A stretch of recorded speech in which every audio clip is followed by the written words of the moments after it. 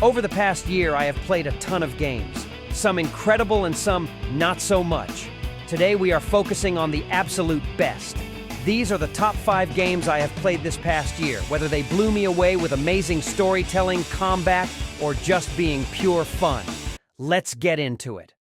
In no specific order, first up we have Ghostwire. Tokyo is a unique first-person action-adventure set in a beautifully haunting version of Tokyo, where every resident mysteriously vanishes. You play as Akito, who is possessed by a spirit named KK, using supernatural abilities to battle yokai and uncover the truth behind the mass disappearances. One of the game's biggest strengths is the world building. The world feels alive despite being empty of all humans, filled with spirits, eerie sounds, and Japanese folklore, along with its visually stunning combat. Think what if Doctor Strange was from Tokyo, relying on elemental hand-weaving instead of the traditional firearm or sword. The story is intriguing enough, but not particularly groundbreaking, and the side missions are steeped in folklore, although often feeling like filler. Overall, Ghostwire, Tokyo is a visually and thematically captivating game, with a fresh take on combat that deserves your second look. Another game that deserves your second look is Stellar Blade. Stellar Blade is a stylish RPG that blends near-like sci-fi aesthetics with Sekiro-inspired combat. You play as Eve, an elite warrior tasked with reclaiming Earth from creatures called the Naytiba. Combat is definitely the highlight. Fast-paced, fluid, and skill-based, requiring well-timed parries, dodges, and combos. Every fight feels intense and rewarding. The visuals are top-tier, with detailed environments, impressive animations, and one hell of a character design. The semi-open world structure allows for exploration and a few side quests, though many of the side quests do not add any additional meaning to the experience. The platforming and environmental puzzles, however, add some variety. Stellar Blade is a beautifully crafted action game with excellent combat that delivers a stylish and satisfying action experience. Next up is a 2-for-1 with Final Fantasy VII Remake and Rebirth. The first 2 parts of 3 are the reimaginings of the classic RPG.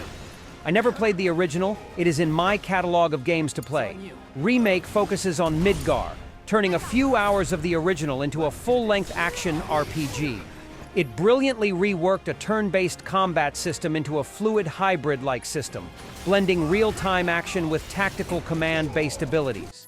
Rebirth takes the adventure another step forward and beyond Midgar, into a massive, semi-open world filled with exploration, side quests, and expanded lore.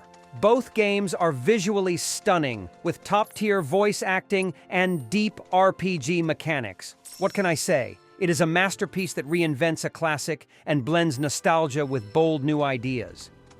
Personally, this has been the absolute best game I have ever played. The Witcher 3: The Wild Hunt. The Witcher 3 is an open-world RPG masterpiece, the gold standard for storytelling, world-building, and player choice. The game's narrative is its strongest aspect by far. Every choice you make has weight, affecting the world and its characters. Even side quests will take you for a ride, often featuring twists, emotional depth, and moral decisions. Combat is perfect. A mix of fast-paced swordplay, magic, and alchemy rewarding preparation and skill.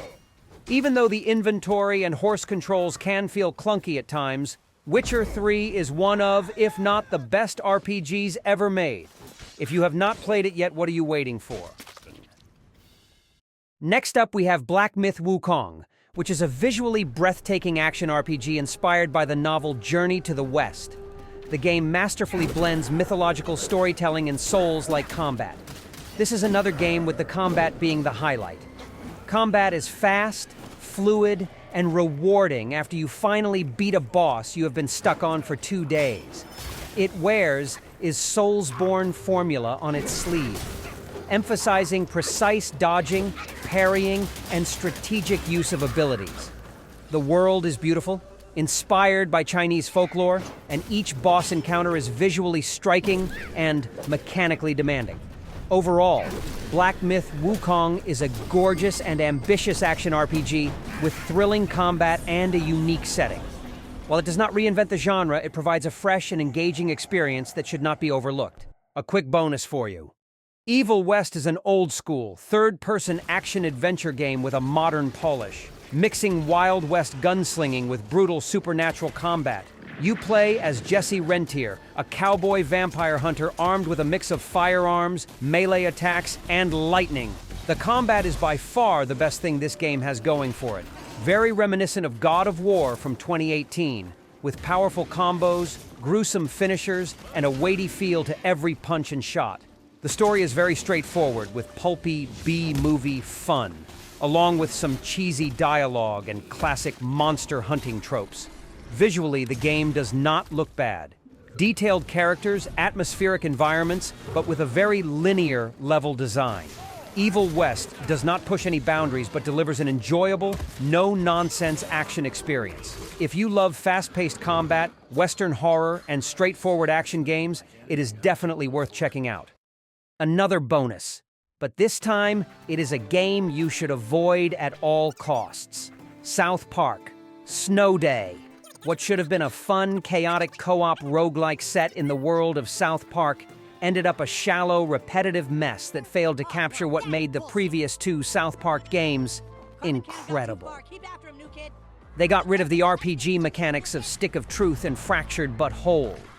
Instead, we get a basic, uninspired roguelike brawler with incredibly clunky combat, dull objectives, and the switch to 3D visuals strips the game of the show's signature look and makes it feel rather generic. For a game with South Park's name on it, Snow Day lacks all charm, depth, and fun fans, like myself expected. It was a massive step back from its predecessors and not worth your money or time, even with friends. And these are the top 5 games I have played in the past year. Got any suggestions or hidden gems you have come across and played? Let me know down in the comments below. Peace.